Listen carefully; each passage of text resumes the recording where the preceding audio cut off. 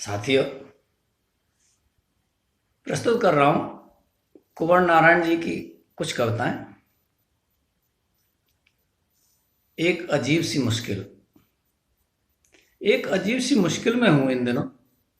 मेरी भरपूर नफरत कर सकने की आदत दिनों दिन क्षीण पड़ती जा रही। एक अजीब सी मुश्किल में हूं इन दिनों। मेरी भरपूर नफरत कर सकने की आदत दिनों दिन क्षीण पड़ती जा रही।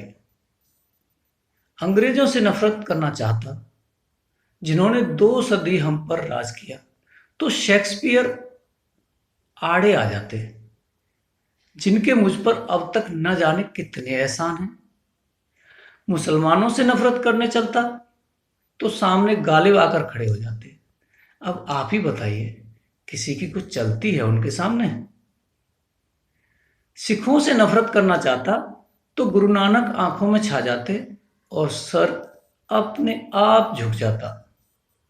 और ये कम्मन, त्यागराज, मुत्तुस्वामी लाख समझाता अपने आप को, वे वे मेरे नहीं, दूर कहीं दक्षिण के हैं। पर मन है कि मानता ही नहीं, बिना इन्हें अपनाए। और वह प्रेम का और वह प्रेम का जिससे मुझे पहला धोखा हुआ था। मिल जाए तो उसका खून कर दूं। मिलती भी है मगर कभी मित्र, कभी माँ, कभी बहन की तरह, तो प्यार का घूंट पी कर रह जाता। हर समय पागलों की तरह भटकता रहता कि कहीं कोई ऐसा मिल जाए जिससे भरपूर नफरत करके अपना जी हल्का कर लूं। पर होता है ठीक इसका उल्टा। कोई न कोई, कहीं न कहीं, कभी न कभी ऐसा मिल जाता जिससे प्यार किए बिना रह ही नहीं पाता। दिनों दिन मेरा यह प्रेम दिनों दिन मेरा यह प्रेम रोग बढ़ता ही जा रहा, और अब इस वहम ने पक्की जड़ पकड़ ली है कि वह किसी दिन मुझे स्वर्ग दिखाकर ही रहेगा।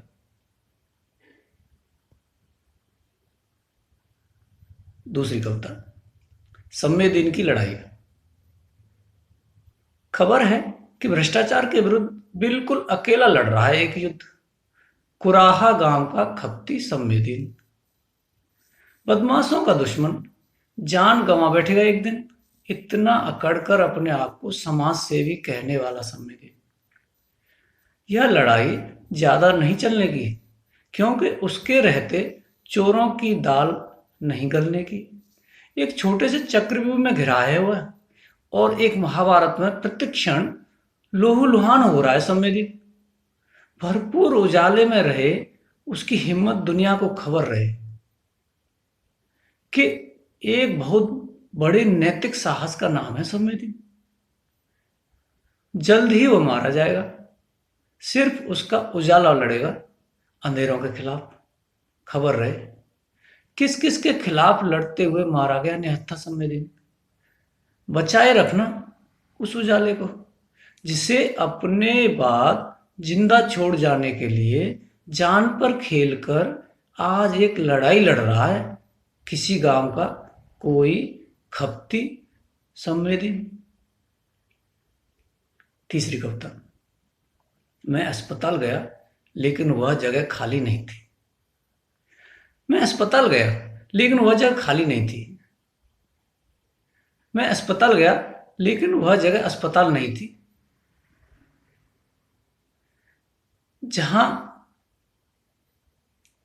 वहां मैं डॉक्टर से मिला, लेकिन वह आदमी डॉक्टर नहीं था।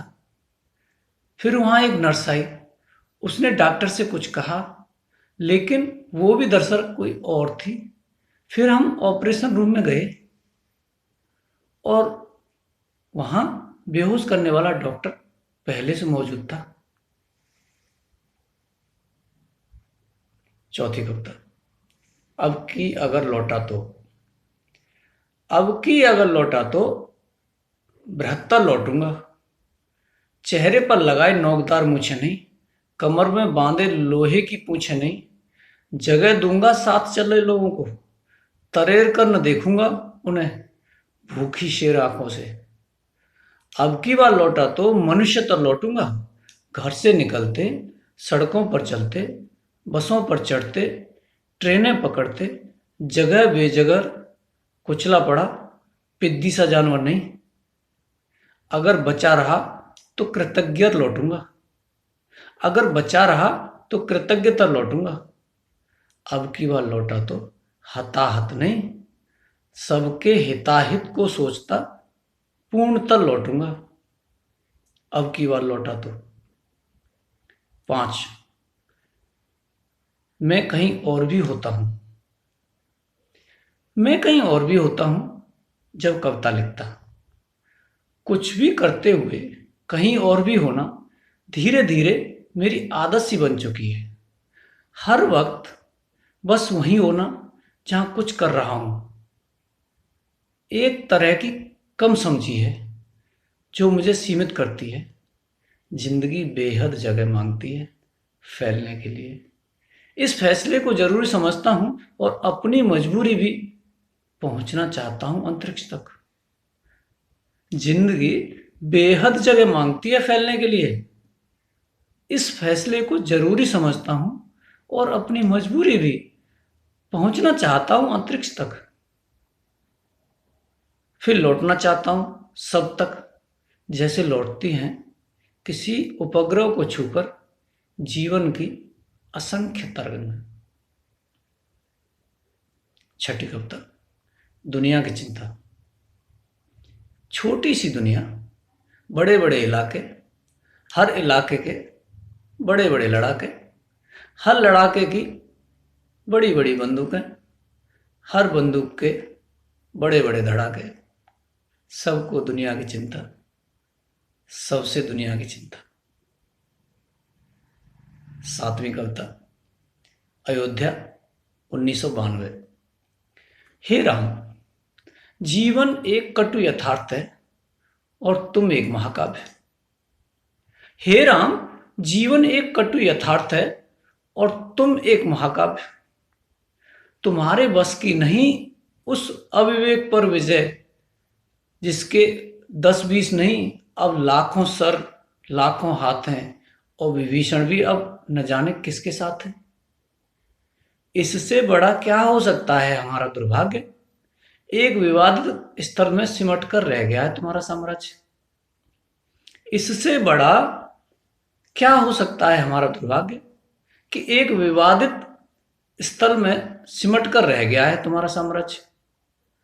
अयोध्या इस समय तुम्हारी अयोध्या नहीं, योद्धाओं की लंका है। मानस तुम्हारा चरित नहीं, चुनाव का डंका है। हे राम, कहाँ यह समय, कहाँ तुम्हारा त्रेता युग, कहाँ तुम मर्यादा पुरुषोत्तम, कहाँ यह नेता युग। सविनय निवेदन है कि प्रभु, सविनय निवेदन है प्रभु कि लौट जाओ किसी पुराण किसी धर्म ग्रंथ में सकुशल सपत्नीक। अब के जंगल वो जंगल नहीं जिसमें घूमा करते थे वाल्मीकि। 8वीं कविता, इन गलियों से बेदाग गुजर जाता तो अच्छा था, और अगर दाग ही लगना था तो फिर कपड़ों पर मासूम रक्त के छींटे नहीं, आत्मा पर किसी बहुत बड़े प्यार का जख्म होता जो कभी न बढ़ता।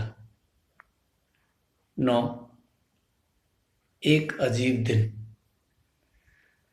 आज सारे दिन बाहर घूमता रहा और कोई दुर्घटना नहीं हुई।